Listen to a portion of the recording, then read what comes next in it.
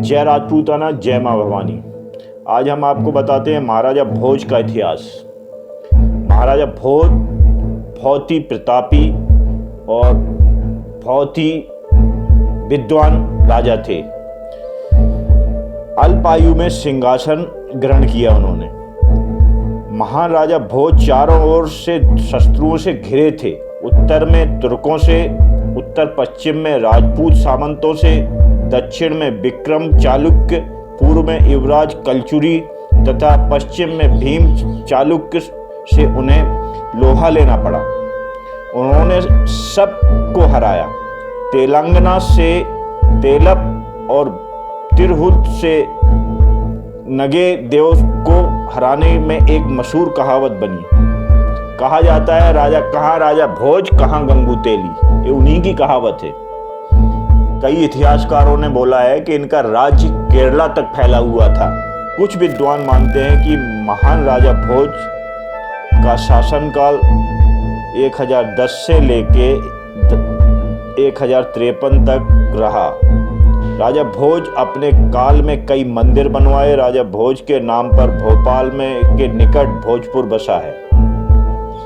धार की भोजशाला का निर्माण भी उन्होंने कराया था। कहते हैं कि उन्होंने ही मध्य प्रदेश की वर्तमान राजधानी भोपाल को बसाया था, जिसे पहले भोजपाल कहा जाता था। इसके ही नाम से, भोज नाम से उद्यापि देने की भी प्रचलन शुरू हुआ है। उन्होंने जहां भोज नगरी वर्तमान भोपाल की स्थापना की, वहीं धार, उज्जैन और विदिशा जैसी प्रसिद्ध नगरियों को नया स्वरूप दिया।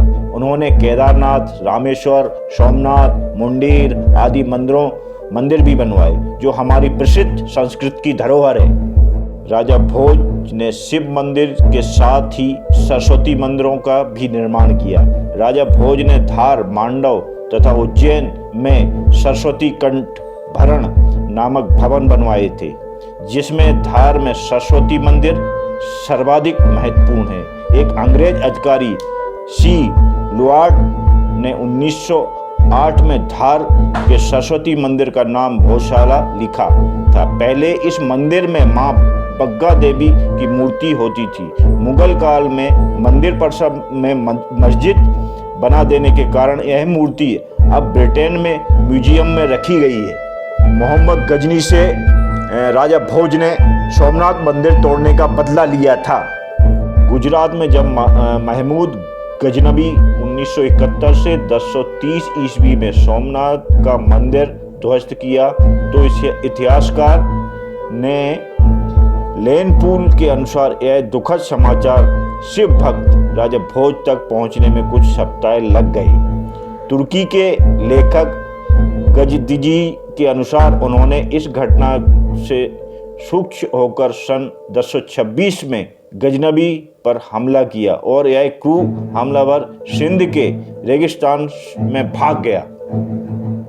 तब राजा भोज ने हिंदू राजाओं की संयुक्त सेना एकत्रित करके गजनबी के पुत्र सालार महसूद को बहराइच के पास एक मास के युद्ध में मारकर सोमनाथ का बदला लिया और फिर 1026 से 1054 की अवधि के बीच भोपाल में 32 किलोमीटर पर स्थित भोजपुर शिव मंदिर का निर्माण करके मालवा में सोमनाथ की स्थापना कर दी।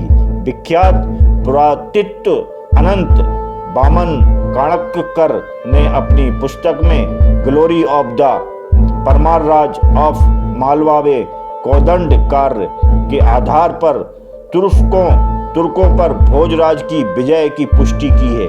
यही कारण था कि बाद में काल में मालवा पर भी मुस्लिम आक्रांताओं का लगातार आक्रमण होता रहा और खासकर धार एवं भोपाल को योजना युद्ध निशाने पर लिया गया। राजा भोज ने कई ग्रंथों की रचना भी की है। राजा भोज खुद एक विद्वान होने के साथ साथ काव्य शास्त्र और व्याकरण में बड़े जानकार थे और उन्होंने बहुत सारी किताबें लिखी थीं। मान्यता अनुसार भोज ने 64 प्रकार की सिद्धियां प्राप्त की थी तथा उन्होंने सभी विषयों पर 84 ग्रंथ लिखे, जिसमें धर्म, ज्योतिष, आयुर्वेद, व्याकरण, वास्तुशिल्प, विज्ञान, कला, नाट्यशास्त्र, संगीत, योगशास्त्र, दर्शन, राजनीति शास्त्र आदि प्रमुख हैं।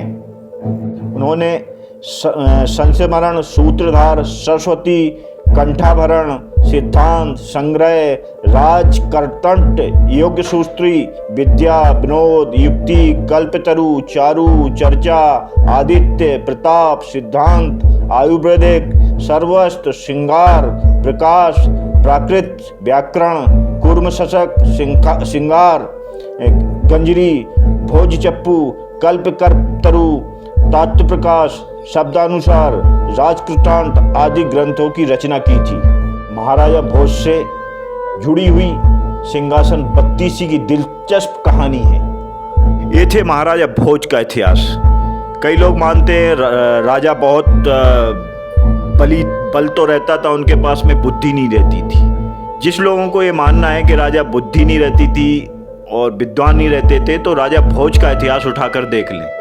जय राजपूताना, जय माँ भवानी। अगर राजा भोज का इतिहास आपको पसंद आया हो तो इसे लाइक करें, सब्सक्राइब करें और शेयर करें।